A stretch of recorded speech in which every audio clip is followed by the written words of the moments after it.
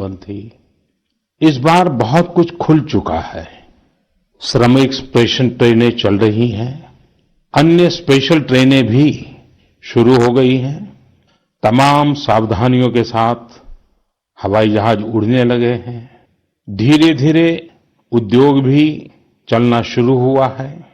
यानी अर्थव्यवस्था का एक बड़ा हिस्सा अब चल पड़ा है, खुल गया है।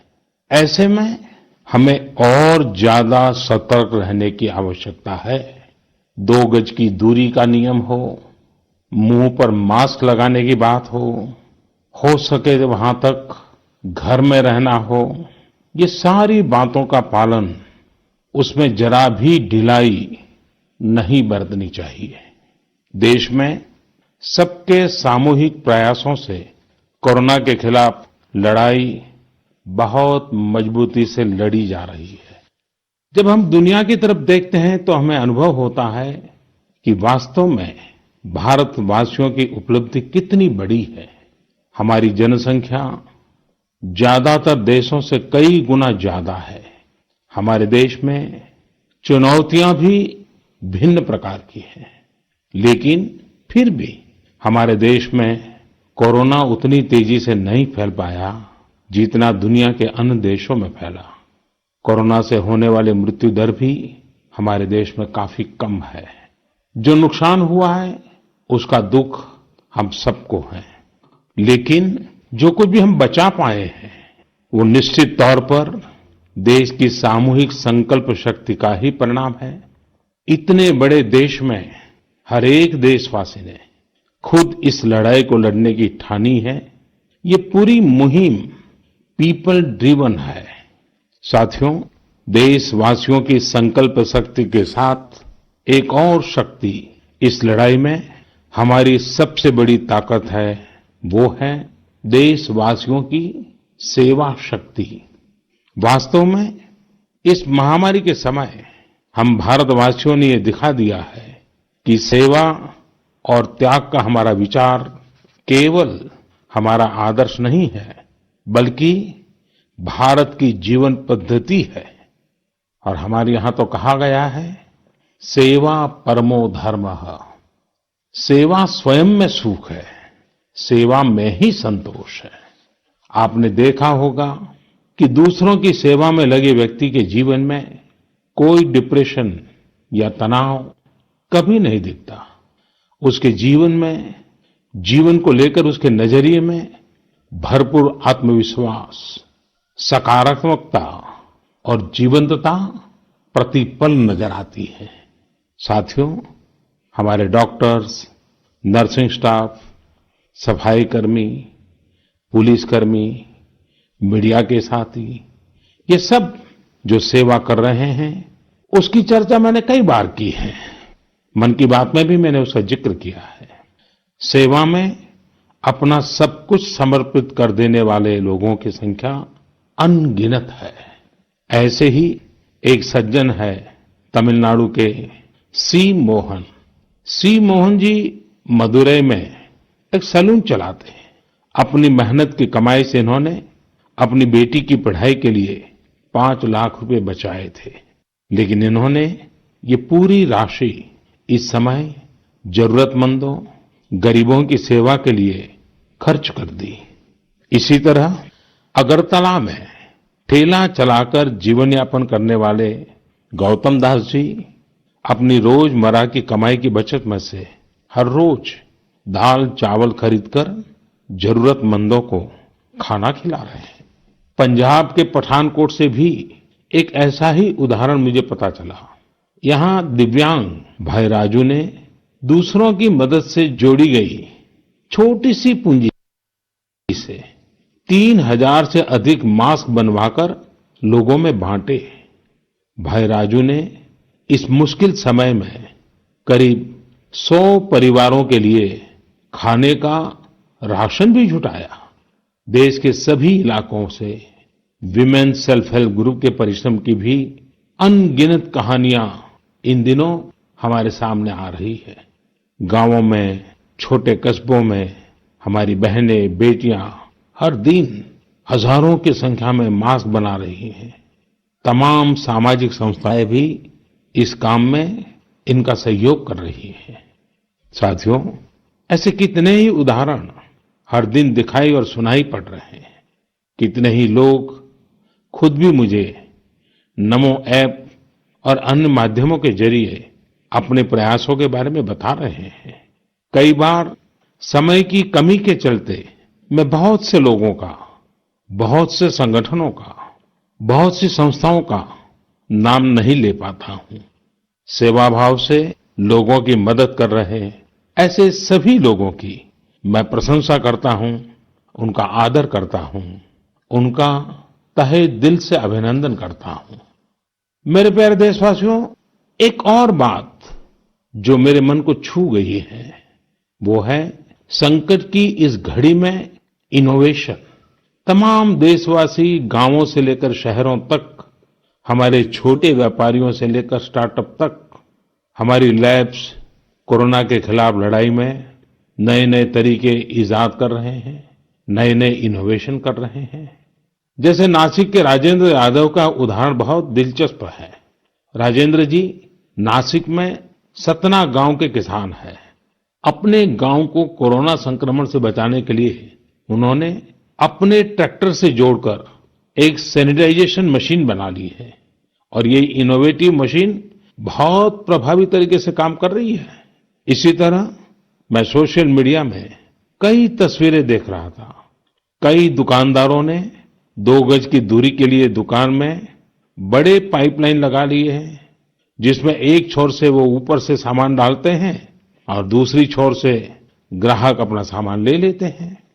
इस दौरान पढ़ाई के क्षेत्र में भी कई अलग अलग इनोवेशन शिक्षकों और छात्रों ने मिलकर किए हैं। ऑनलाइन क्लासेस, वीडियो क्लासेस, उसको भी अलग अलग तरीकों से इनोवेट किया जा रहा है। कोरोना की वैक्सीन पर हमारी लैब्स में जो काम हो रहा है, उस पर तो दुनिया भर की नजर है और हम सबकी आशा भी। किसी भी परिस्थिति को बदलने के लिए इच्छा शक्ति के साथ ही बहुत कुछ इनोवेशन पर भी निर्भर करता है। हजारों सालों की मानव जात की यात्रा लगातार इनोवेशन से ही इतने आधुनिक दौर में पहुंची है। इसलिए इस महामारी पर जीत के लिए हमारी ये विशेष इनोवेशंस भी बहुत बड़ा आधार है। साथियों, कोरोना के खिलाफ लड़ाई का यह रास्ता लंबा है। एक ऐसी आपदा जिसका पूरी दुनिया के पास कोई इलाज ही नहीं है, जिसका कोई पहले का अनुभव भी नहीं है, तो ऐसे में नई नई चुनौतियां और उसके कारण परेशानियां हम अनुभव भी कर रहे हैं। ये दुनिया के हर कोरोना प्रभावित देश में हो रहा है और इसलिए भारत भी इससे अछूता नहीं है। हमारे देश में भी कोई वर्ग ऐसा नहीं है जो कठिनाई में न हो, परेशानी में न हो। और इस संकट की सबसे बड़ी चोट अगर किसी पर पड़ी है तो हमारे गरीब, मजदूर, श्रमिक वर्ग पर पड़ी है। उनकी तकलीफ, उनका दर्द, उनकी पीड़ा शब्दों में नहीं कही जा सकती। हम में से कौन ऐसा होगा जो उनकी और उनके परिवार की तकलीफों को अनुभव न कर रहा हो। हम सब मिलकर इस तकलीफ को, इस पीड़ा को बांटने का प्रयास कर रहे हैं। पूरा देश प्रयास कर रहा है। हमारे रेलवे के साथी दिन रात लगे हुए हैं। केंद्र हो, राज्य हो, स्थानीय स्वराज की संस्थाएं हो, हर कोई दिन रात मेहनत कर रहे हैं। जिस प्रकार रेलवे के कर्मचारी आज जुटे हुए हैं, वे भी एक प्रकार से अग्रिम पंक्ति में खड़े कोरोना वॉरियर्स ही है। लाखों श्रमिकों को ट्रेनों से और बसों से सुरक्षित ले जाना, उनके खाने पीने की चिंता करना, हर जिले में क्वारंटाइन केंद्रों की व्यवस्था करना, सभी की टेस्टिंग, चेकअप, उपचार की व्यवस्था करना, ये सब काम लगातार चल रहे हैं और बहुत बड़ी मात्रा में चल रहे हैं। लेकिन साथियों, जो दृश्य आज हम देख रहे हैं, इससे देश को अतीत में जो कुछ हुआ उसके अवलोकन और भविष्य के लिए सीखने का अवसर भी मिला है। आज हमारे श्रमिकों की पीड़ा में हम देश के पूर्वी हिस्से की पीड़ा को देख सकते हैं। जिस पूर्वी हिस्से में देश का ग्रोथ इंजन बनने की क्षमता है, जिसके श्रमिकों के बाहुबल में देश को नई ऊंचाई पर ले जाने का सामर्थ्य है, उस पूर्वी हिस्से का विकास बहुत आवश्यक है। पूर्वी भारत के विकास से ही देश का संतुलित आर्थिक विकास संभव है। देश ने जब मुझे सेवा का अवसर दिया, तभी से हमने पूर्वी भारत के विकास को प्राथमिकता दी है। मुझे संतोष है कि बीते वर्षों में इस दिशा में बहुत कुछ हुआ है और अब प्रवासी मजदूरों को देखते हुए बहुत कुछ नए कदम उठाना भी आवश्यक हो गया है और हम लगातार उस दिशा में आगे बढ़ रहे हैं। जैसे कहीं श्रमिकों की स्किल मैपिंग का काम हो रहा है, कहीं स्टार्टअप्स इस काम में जुटे हैं, कहीं माइग्रेशन कमीशन बनाने की बात हो रही है। इसके अलावा केंद्र सरकार ने अभी जो फैसले लिए हैं, उससे भी गांवों में रोजगार, स्वरोजगार, लघु उद्योगों से जुड़ी विशाल संभावनाएं खुली हैं। ये फैसले इन स्थितियों के समाधान के लिए हैं, आत्मनिर्भर भारत के लिए हैं। अगर हमारे गांव आत्मनिर्भर होते, हमारे कस्बे, हमारे जिले, हमारे राज्य आत्मनिर्भर होते, तो अनेक समस्याओं ने वो रूप नहीं लिया होता जिस रूप में वो आज हमारे सामने खड़ी है। लेकिन अंधेरे से रोशनी की ओर बढ़ना मानव स्वभाव है। तमाम चुनौतियों के बीच मुझे खुशी है कि आत्मनिर्भर भारत पर आज देश में व्यापक मंथन शुरू हुआ है। लोगों ने अब इसे अपना अभियान बनाना शुरू किया है।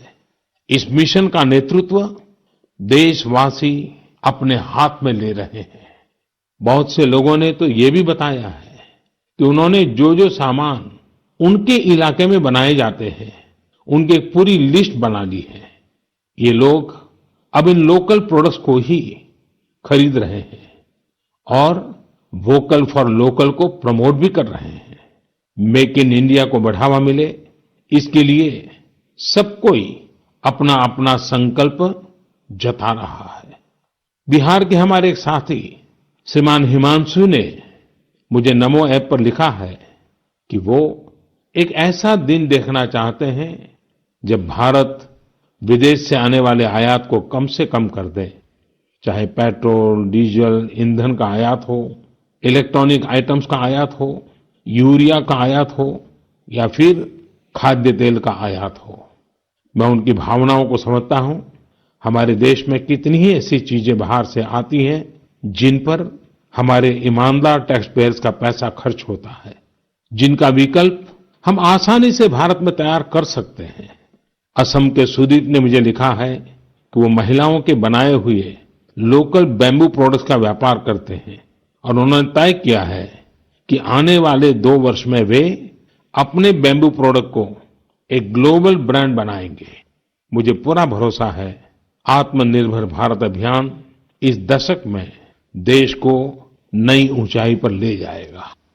मेरे प्यारे देशवासियों, कोरोना संकट के इस दौर में मेरी विश्व के अनेक नेताओं से बातचीत हुई है, लेकिन मैं एक सीक्रेट जरूर आज बताना चाहूंगा। विश्व के अनेक नेताओं की जब बातचीत होती है तो मैंने देखा इन दिनों उनकी बहुत ज्यादा दिलचस्पी योग और आयुर्वेद के संबंध में होती है। कुछ नेताओं ने मुझसे पूछा कि कोरोना के इस काल में ये योग और आयुर्वेद कैसे मदद कर सकते हैं। साथियों, अंतर्राष्ट्रीय योग दिवस जल्द ही आने वाला है। योग जैसे जैसे लोगों के जीवन से जुड़ रहा है, लोगों में अपने स्वास्थ्य को लेकर जागरूकता भी लगातार बढ़ रही है। अभी कोरोना संकट के दौरान भी ये देखा जा रहा है कि हॉलीवुड से हरिद्वार तक घर में रहते हुए लोग योग पर बहुत गंभीरता से ध्यान दे रहे हैं। हर जगह लोगों ने योग और उसके साथ साथ आयुर्वेद के बारे में और ज्यादा जानना चाहा है, उसे अपनाना चाहा है। कितने ही लोग जिन्होंने कभी योग नहीं किया, वे भी या तो ऑनलाइन योग क्लास से जुड़ गए हैं या फिर ऑनलाइन वीडियो के माध्यम से भी योग सीख रहे हैं। सही में योग कम्युनिटी, इम्यूनिटी और यूनिटी सबके लिए अच्छा है। साथियों, कोरोना संकट के इस समय में योग आज इसलिए भी ज्यादा अहम है क्योंकि ये वायरस हमारे रेस्पिरेटरी सिस्टम को सबसे अधिक प्रभावित करता है। योग में तो रेस्पिरेटरी सिस्टम को मजबूत करने वाले कई तरह के प्राणायाम है जिनका असर हम लंबे समय से देखते आ रहे हैं। ये टाइम टेस्टेड टेक्निक्स हैं जिसका अपना अलग महत्व है। कपालभाति और अनुलोम विलोम प्राणायाम से अधिकतर लोग परिचित होंगे, लेकिन भस्त्रिका, शीतली, भ्रामरी जैसे कई प्राणायाम के प्रकार है जिसके अनेक लाभ भी है। वैसे आपके जीवन में योग को बढ़ाने के लिए आयुष मंत्रालय ने भी इस बार एक अनोखा प्रयोग किया है। आयुष मंत्रालय ने माय लाइफ माय योग नाम से अंतर्राष्ट्रीय वीडियो ब्लॉग उसकी प्रतियोगिता शुरू की है। भारत ही नहीं, पूरी दुनिया के लोग इस प्रतियोगिता में हिस्सा ले सकते हैं। इसमें हिस्सा लेने के लिए आपको अपना 3 मिनट का एक वीडियो बना करके अपलोड करना होगा। इस वीडियो में आप जो योग या आसन करते हुए वो करते हुए दिखाना है और योग से आपके जीवन में जो बदलाव आया है उसके बारे में भी बताना है। मेरा आपसे अनुरोध है, आप सभी इस प्रतियोगिता में अवश्य भाग लें और इस नए तरीके से अंतर्राष्ट्रीय योग दिवस में आप हिस्सेदार बनिए। साथियों, हमारे देश में करोड़ों करोड़ गरीब दशकों से एक बहुत बड़ी चिंता में रहते आए हैं। अगर बीमार पड़ गए तो क्या होगा? अपना इलाज कराएं या फिर परिवार के लिए रोटी की चिंता करें? इस तकलीफ को समझते हुए इस चिंता को दूर करने के लिए ही करीब 1.5 साल पहले आयुष्मान भारत योजना शुरू की गई थी। कुछ ही दिन पहले आयुष्मान भारत के लाभार्थियों की संख्या 1 करोड़ के पार हो गई है। 1 करोड़ से ज्यादा मरीज मतलब देश के 1 करोड़ से अधिक परिवारों की सेवा हुई है। 1 करोड़ से ज्यादा मरीज का मतलब क्या होता है मालूम है? 1 करोड़ से ज्यादा मरीज मतलब नॉर्वे जैसा देश, सिंगापुर जैसा देश, उसकी जो टोटल जनसंख्या है उससे 2 गुना लोगों को मुफ्त में इलाज दिया गया है। अगर गरीबों को अस्पताल में भर्ती होने के बाद इलाज के लिए पैसे देने पड़ते, इनका मुफ्त इलाज नहीं हुआ होता तो उन्हें एक मोटा मोटा अंदाज है करीब करीब 14,000 करोड़ रुपए से भी ज्यादा अपनी जेब से खर्च करने पड़ते हैं। आयुष्मान भारत योजना ने गरीबों के पैसे खर्च होने से बचाए हैं। मैं आयुष्मान भारत के सभी लाभार्थियों के साथ साथ मरीजों का उपचार करने वाले सभी डॉक्टरों, नर्सेज और मेडिकल स्टाफ को भी बधाई देता हूं। आयुष्मान भारत योजना के साथ एक बहुत बड़ी विशेषता पोर्टेबिलिटी की सुविधा भी है। पोर्टेबिलिटी ने देश को एकता के रंग में रंगने में भी मदद की है। यानी बिहार का कोई गरीब अगर चाहे तो उसे कर्नाटका में भी वही सुविधा मिलेगी जो उसे अपने राज्य में मिलती। इसी तरह महाराष्ट्र का कोई गरीब चाहे तो उसे इलाज की वही सुविधा तमिलनाडु में मिलती। इस योजना के कारण किसी क्षेत्र में जहां स्वास्थ्य की व्यवस्था कमजोर है, वहां के गरीब को देश के किसी भी कोने में उत्तम इलाज कराने की सहूलियत मिलती है। साथियों, आप ये जानकर हैरान रह जाएंगे कि 1 करोड़ लाभार्थियों में से 80% लाभार्थी देश के ग्रामीण इलाकों के हैं। इनमें भी करीब करीब 50% लाभार्थी हमारी माताएं, बहनें और बेटियां हैं। इन लाभार्थियों में ज्यादातर लोग ऐसी बीमारियों से पीड़ित थे जिनका इलाज सामान्य दवाओं से संभव नहीं था। इनमें से 70% लोगों की सर्जरी की गई है। आप अनुमान लगा सकते हैं कि कितनी बड़ी तकलीफों से इन लोगों को मुक्ति मिली है। मणिपुर के चुरा चांदपुर में 6 साल के बच्चे केलेनसांग, उसको भी इसी तरह आयुष्मान योजना से नया जीवन मिला है। केलेनसांग को इतनी छोटी उम्र में ब्रेन की गंभीर बीमारी हो गई। इस बच्चे के पिता दिहाड़ी मजदूर हैं और मां बुनाई का काम करती हैं। ऐसे में बच्चे का इलाज कराना बहुत कठिन हो रहा था, लेकिन आयुष्मान भारत योजना से अब उनके बेटे का मुफ्त इलाज हो गया है। कुछ इसी तरह का अनुभव पुडुचेरी की अमूर्था वल्ली जी का भी है। उनके लिए भी आयुष्मान भारत योजना संकट मोचक बनकर आई है। अमूर्था वल्ली जी के पति की हार्ट अटैक से दुखद मृत्यु हो चुकी है। उनके 27 साल के बेटे जीवा को भी हार्ट की बीमारी थी। डॉक्टर्स ने जीवा के लिए सर्जरी की सलाह दी थी, लेकिन दिहाड़ी मजदूरी करने वाले जीवा के लिए अपने खर्च से इतना बड़ा ऑपरेशन करवाना संभव ही नहीं था। लेकिन अमूर्था वल्ली ने अपने बेटे का आयुष्मान भारत योजना में रजिस्ट्रेशन करवाया और 9 दिनों बाद बेटे जीवा के हार्ट की सर्जरी भी हो गई। साथियों, मैंने आपको सिर्फ 3-4 घटनाओं का जिक्र किया है। आयुष्मान भारत से तो ऐसी 1 करोड़ से अधिक कहानियां जुड़ी हुई है। ये कहानियां जीते जागते इंसानों की हैं। दुख तकलीफ से मुक्त हुए हमारे अपने परिवारजनों की है। आपसे मेरा आग्रह है, कभी समय मिले तो ऐसे व्यक्ति से जरूर बात करिएगा जिसने आयुष्मान भारत योजना के तहत अपना इलाज कराया हो। आप देखेंगे कि जब एक गरीब बीमारी से बाहर आता है तो उसमें गरीबी से लड़ने की भी ताकत नजर आने लगी है।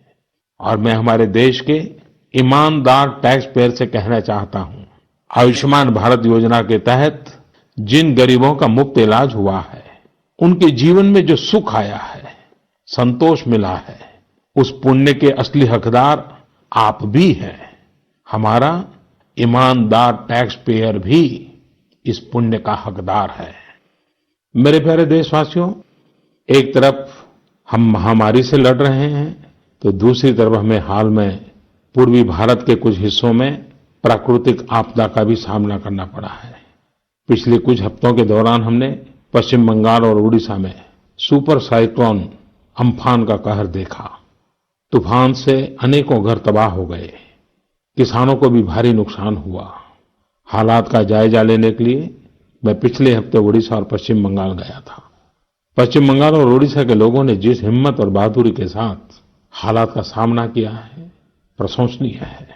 संकट की इस घड़ी में देश भी हर तरह से वहां के लोगों के साथ खड़ा है।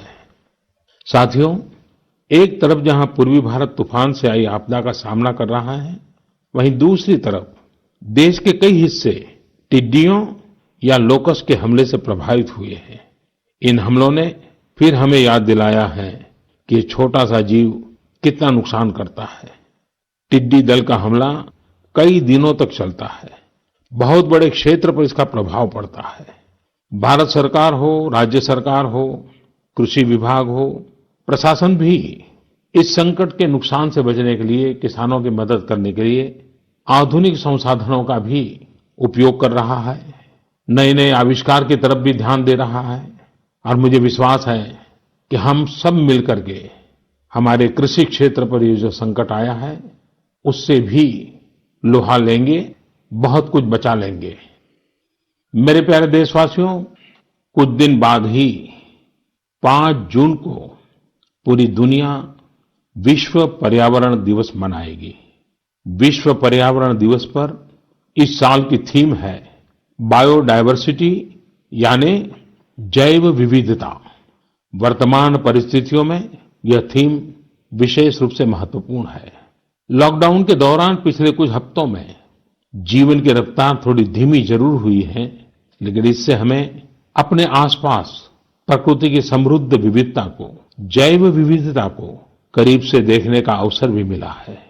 आज कितने ही ऐसे पक्षी जो प्रदूषण और शोर शराबे में ओझल हो गए थे, सालों बाद उनकी आवाज को लोग अपने घरों में सुन रहे हैं। अनेक जगहों से जानवरों के उन्मुक्त विचरण की खबरें भी आ रही हैं। मेरी तरह आपने भी सोशल मीडिया में जरूर इन बातों को देखा होगा, पढ़ा होगा। बहुत लोग कह रहे हैं, लिख रहे हैं, तस्वीरें साझा कर रहे हैं कि वो अपने घर से दूर दूर पहाड़ियां देख पा रहे हैं, दूर दूर जलती हुई रोशनी देख रहे हैं। इन तस्वीरों को देखकर कई लोगों के मन में ये संकल्प उठा होगा, क्या हम उन दृश्यों को ऐसे ही बना रख सकते हैं? इन तस्वीरों ने लोगों को प्रकृति के लिए कुछ करने की प्रेरणा भी दी है।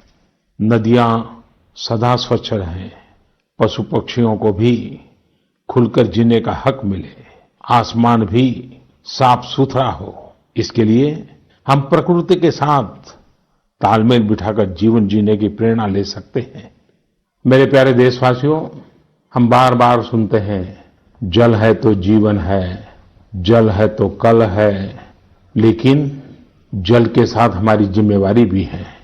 वर्षा का पानी, बारिश का पानी, ये हमें बचाना है, एक एक बूंद को बचाना है।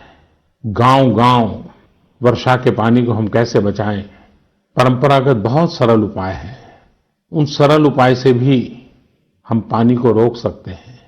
5 दिन 7 दिन भी अगर पानी रुका रहेगा तो धरती माँ के पास बुझाएगा, पानी फिर जमीन में जाएगा, वही जल जीवन की शक्ति बन जाएगा। और इसलिए इस वर्षा ऋतु में हम सबका प्रयास रहना चाहिए कि हम पानी को बचाएं, पानी को संरक्षण करें। मेरे प्यारे देशवासियों, स्वच्छ पर्यावरण सीधे हमारे जीवन, हमारे बच्चों के भविष्य का विषय है। इसलिए हमें व्यक्तिगत स्तर पर भी इसकी चिंता करनी होगी। मेरा आपसे अनुरोध है कि इस पर्यावरण दिवस पर कुछ पेड़ अवश्य लगाएं और प्रकृति की सेवा के लिए कुछ ऐसा संकल्प अवश्य लें जिससे प्रकृति के साथ आपका हर दिन का रिश्ता बना रहे। हाँ, गर्मी बढ़ रही है, इसलिए पक्षियों के लिए पानी का इंतजाम करना मत भूलिएगा। साथियों, हम सबको ये भी ध्यान रखना होगा कि इतनी कठिन तपस्या के बाद, इतनी कठिनाइयों के बाद देश ने जिस तरह हालत संभाला है, उसे बिगड़ने नहीं देना है। हमें इस लड़ाई को कमजोर नहीं होने देना है। हम लापरवाह हो जाएं, सावधानी छोड़ दें, ये कोई विकल्प नहीं है। कोरोना के खिलाफ लड़ाई अब भी उतनी ही गंभीर है। आपको, आपके परिवार को कोरोना से अभी भी उतना ही गंभीर खतरा हो सकता है। हमें हर इंसान की जिंदगी को बचाना है। इसलिए 2 गज की दूरी, चेहरे पर मास्क, हाथों को धोना, इन सब सावधानियों का वैसे ही पालन करते रहना है जैसे अभी तक करते आए हैं। मुझे पूरा विश्वास है कि आप अपने लिए, अपनों के लिए, अपने देश के लिए ये सावधानी जरूर रखेंगे। इसी विश्वास के साथ आपके उत्तम स्वास्थ्य के लिए मेरी हार्दिक शुभकामनाएं हैं। अगले महीने फिर एक बार मन की बात अनेक नए विषयों के साथ जरूर करेंगे। धन्यवाद।